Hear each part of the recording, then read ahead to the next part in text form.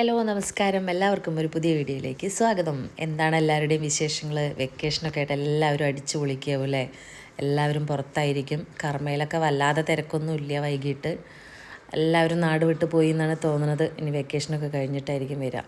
എന്നാലും ആൾക്കാരില്ലാതെ ഒന്നുമില്ല കേട്ടോ, ആൾക്കാരൊക്കെ ഉണ്ട്. പക്ഷെ പൊതുവെ അപേക്ഷിച്ച് നോക്കുമ്പോൾ തിരക്ക് കുറവ് പോലെ തോന്നാറുണ്ട്. അപ്പോൾ നമ്മൾ വെക്കേഷനായിട്ട് ഇപ്പോൾ ഇവിടെയൊക്കെ തന്നെ ഉണ്ട് കേട്ടോ. അപ്പോൾ ഇടയ്ക്ക് പുറത്തേക്ക് കറമയ്ക്കും അവിടേക്കും ഇടയ്ക്കൊക്കെ ഒന്ന് പോവും. അപ്പോൾ ഇന്ന് നമ്മളൊന്ന് ബീച്ചിൽ പോകാമെന്ന് വിചാരിച്ചു. കുറച്ചായി ബീച്ചിൽ പോയിട്ട്. അപ്പോൾ ഞാനൊരു ബീച്ചിൽ ഒരു സൈഡിൽ പോയിട്ടുള്ള ഒരു വീഡിയോ ഇട്ടിട്ടുണ്ടായിരുന്നു, നല്ല ഭംഗിയുള്ളൊരു സ്ഥലമായിട്ട്. അപ്പോൾ അവിടേക്ക് ഒന്ന് പോകണമെന്ന് വിചാരിച്ചിട്ടാട്ടാ. ഏട്ടൻ അവിടെ കണ്ടിട്ടില്ല, അപ്പോൾ ഏട്ടനെ കൊണ്ട് അവിടെ കാണിക്കാൻ വേണ്ടി പോവാണ്. അപ്പം നമ്മളുടെ കുറുക്ക് വഴികളാണ് ഇതൊക്കെ കേട്ടോ. ബീച്ചിലേക്ക് പോകാനുള്ള കർമ്മ വഴി പോയിട്ട് അങ്ങനെ കയറുന്നതാണ്.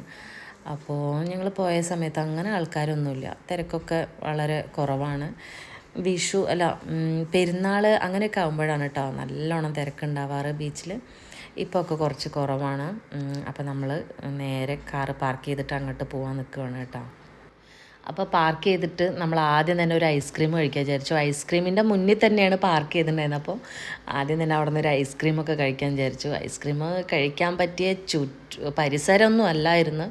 പക്ഷേ അപ്പുറത്തെ സൈഡിലോട്ട് നമ്മൾ പോയി അവിടെ ഐസ്ക്രീമൊന്നും കിട്ടില്ല. അപ്പോൾ ഒരാഗ്രഹം കൊണ്ട് ഐസ്ക്രീമൊക്കെ വാങ്ങിച്ചെന്നാൽ ഒരു പോക്ക് അങ്ങോട്ട് പോയി. വേസ്റ്റ് കിടക്കുന്നത് കണ്ടില്ലേ നിങ്ങൾ? എന്താണ് നമ്മളെ നാട് നേരാവാത്തത്? എന്തായാലും ആ വേസ്റ്റിൻ്റെ ഇടയിൽ കൂടെയൊക്കെ നമ്മളങ്ങനെ നേരെ പോയിട്ടാണ്. ഈ വേസ്റ്റ് കുറേ സ്നഗ്ഗി അങ്ങനെയുള്ള ഐറ്റംസാണ് അവിടെ കിടക്കുന്നത്. ഇത് മനഃപൂർവ്വം ഇവിടെ കൊണ്ടുവന്നിടാൻ വേണ്ടിയിട്ട് ഇത് ആര് ചെയ്യുന്ന ആൾക്കാർ അത്രയും ബോധമില്ലാത്തവരാണ്. നമുക്കത് കണ്ടാലറിയാം.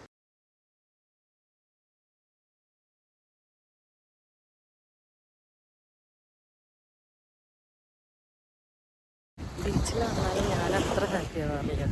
പിന്നെ എന്നാലും ഇവിടെ വരുമ്പോൾ ഇത് ബീച്ചാണ്, പക്ഷെ ഇവിടെ വരുമ്പോൾ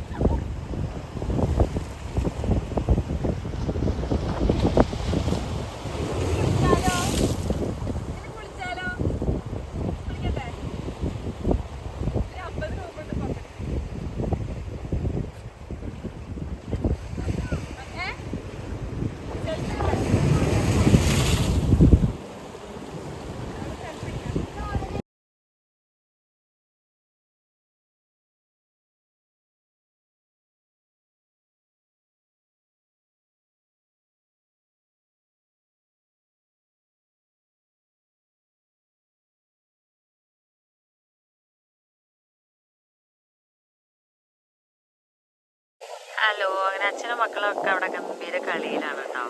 കടൽ കണ്ട ഇവരൊക്കെ ഇങ്ങനെയാണ്. എനിക്ക് കളിക്കണം എന്നുണ്ട്, പക്ഷേ മൊബൈലിൽ കയ്യിലുള്ളത് ഞാനിങ്ങനെ ഇരിക്കുകയാണ്. കടലിൽ എപ്പോഴും ഇങ്ങനെ വന്നിരിക്കുമ്പോൾ ഒരു പ്രത്യേക ഫീലാണ്. കടൽ എന്ന് പറഞ്ഞാൽ എന്താ പറയുക, ഇവിടെ ഇങ്ങനെ ഇരിക്കുമ്പോൾ എന്തൊക്കെയോ പോലെ ഭയങ്കര രസമാണ്. ഞങ്ങൾക്ക് അടുത്ത് കടലുള്ളതുകൊണ്ട് രക്ഷപ്പെട്ടല്ലേ. കടലില്ലാത്ത ആൾക്കാരൊക്കെ എന്താ ചെയ്യുക? എനിക്കുള്ള സംശയം എന്താണെന്നറിയോ, കടലിൻ്റെ അപ്പുറത്തേക്കല്ലേ സൂര്യൻ അസ്തമിക്കുക. ഇപ്പോൾ സൂര്യൻ ഇവിടെ എങ്ങനെ നിൽക്കുന്നത്, അതിൻ്റെ അടിയിൽ കടലല്ല, മേഘങ്ങളാണ്. ഈ കാർമേഘമൊന്നുമല്ലല്ലോ. അപ്പോൾ പിന്നെ സൂര്യൻ എന്താ കാണാത്തതെന്നാണ് എൻ്റെ ഡൗട്ട്. കാരണം അതൊരു പച്ച കടലിൻ്റെ അടിയിലാണ് കടൽ. അപ്പോൾ അതിൻ്റെ അടിയിലേക്കല്ലേ സൂര്യൻ പോകേണ്ടത്. പിന്നെ ഇവിടേക്ക് പോകുന്നത് എന്താ സൂര്യൻ? അവിടെ മലകളൊന്നും ഇല്ലല്ലോ, അവിടെ കടൽ മാത്രമല്ലേ ഉള്ളൂ. പിന്നെ എങ്ങണ്ടാ സൂര്യൻ പോയേക്കണെന്ന് നിങ്ങൾക്ക് അറിയുമെങ്കിൽ ഒന്ന് പറഞ്ഞു തരണം. അതിനകത്താണ്, അതിൻ്റെ എത്രയോ താഴെയാണ് കടൽ. പിന്നെ സൂര്യൻ എങ്ങാണ്ട് കടലിൻ്റെ മേലെ എവിടെയാണ് അസ്തമിക്കുന്നത്? അങ്ങനെ കടലുമായി ബന്ധപ്പെട്ട കടലുമായി ബന്ധപ്പെട്ട എൻ്റെ സംശയങ്ങൾക്ക് കടലിൻ്റെ മക്കൾ ഉത്തരം രേഖപ്പെടുത്തണമെന്ന് അഭ്യർത്ഥിക്കുന്നു. കൂടി വീടുണ്ടാക്കുന്നുണ്ട്.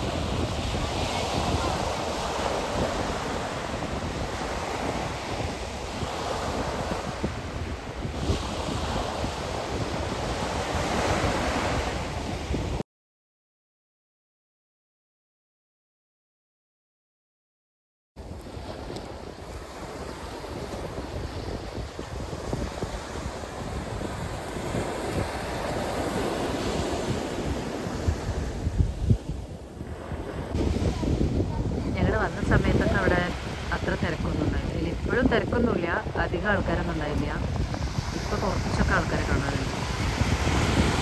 ഞങ്ങൾ കുറേ ഇപ്പുറത്തെ സൈഡിലാണ്. ഇവിടെ അത്ര ആൾക്കാരൊന്നുമില്ല. ഫ്രീ ആയിട്ട് കുട്ടികൾക്ക് കളിക്കാൻ പറ്റും.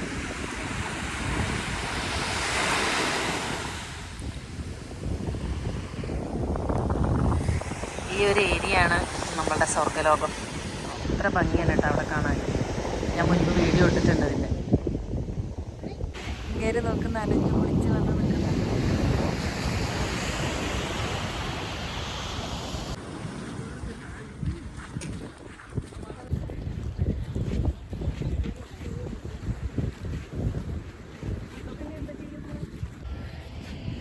അങ്ങനെ അച്ഛനും മക്കളൊക്കെ നന്നായിട്ട് നനഞ്ഞ് കുളിച്ചിട്ടുണ്ട്.